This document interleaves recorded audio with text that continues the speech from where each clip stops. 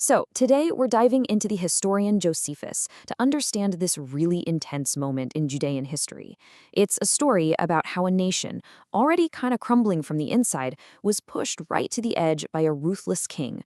And more importantly, it's about what happens when one family just says, nope, we're done. This one line from Josephus, it gets right to the heart of it. This isn't just a story about war. It's a story of provocation. It's about people being pushed and pushed and pushed until, as Josephus puts it, they were basically forced to avenge themselves. So how on earth did things get that bad? Let's get into it. Now, you might think a story like this starts with some huge foreign invasion, right? Well, that's not what happened here. The fire didn't start with an enemy at the gates. It actually started with a massive crack in the foundation of Judean society itself. The whole place was in turmoil long before the first foreign soldiers showed up. To really get what happens next, you gotta look at the bigger picture. Imagine this. You've got two heavyweights in the ring. On one side, there's Antiochus and his Seleucid Empire. On the other, Ptolemy's Egypt. Both of them think Syria belongs to them. And when these big empires clash, it creates this chaos, a power vacuum. And someone is always waiting to take advantage of that. Okay, so this is where it all goes wrong, step by step. First, it all starts with infighting, a nasty power struggle over who gets to be the high priest. Now, the guys who lose, they don't just accept it. They run straight to King Antiochus and ask for his help. I mean, can you believe that? They basically invite a foreign king to invade their own country. For Antiochus, this is the perfect excuse. He marches on Jerusalem, takes the city, and goes right for its spiritual heart, the temple. For 3.5 years, just let that sink in for a second.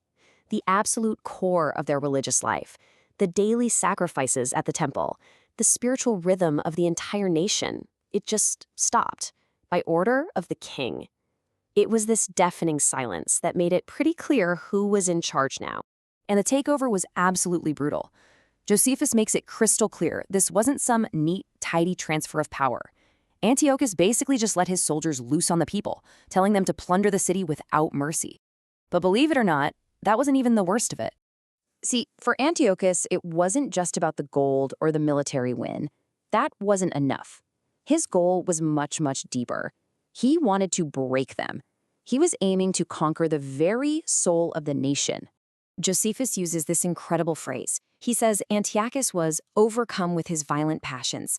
The guy was just not satisfied. All the looting, all the killing, it still wasn't enough. He remembered the resistance he'd faced, and so he decided to attack something else entirely. Not the city's walls, but its laws, its traditions, its faith. And this is where it gets incredibly personal. This was a direct assault on who they were as a people. He forced them to abandon their own laws. He forbade the circumcision of their babies. And then, the ultimate insult. He commanded them to defile the sacred altar in the temple by sacrificing pigs on it. And if you resisted, if you dared to say no, the penalty was death. Simple as that. This was a flat-out attempt to erase an entire culture.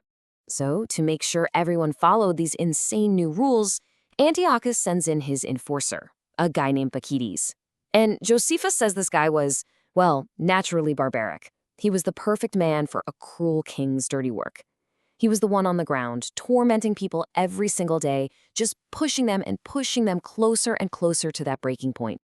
Well, that breaking point, it finally came. All that rage, all that suffering that had been simmering under the surface for years, it was about to explode into a single, decisive act of rebellion. And the guy who finally lights the fuse, he's not some king or a famous general. He's just a guy, a priest named Matthias from the little village of Modin, a father with 5 sons who had simply seen enough. And this is what's so powerful to me. This huge, epic story of a national war, it all comes down to one family, one moment, one choice.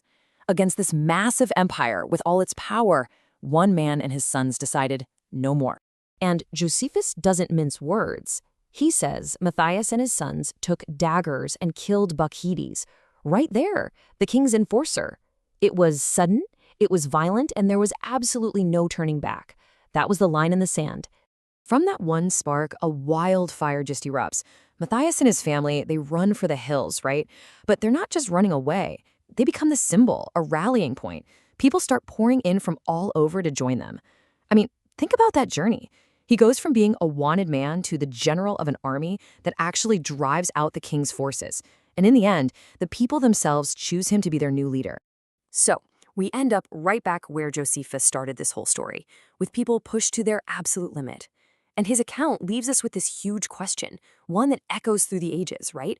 When your very faith, the core of who you are, is made illegal, at what point does rebellion stop being a crime and start becoming, well, a sacred duty?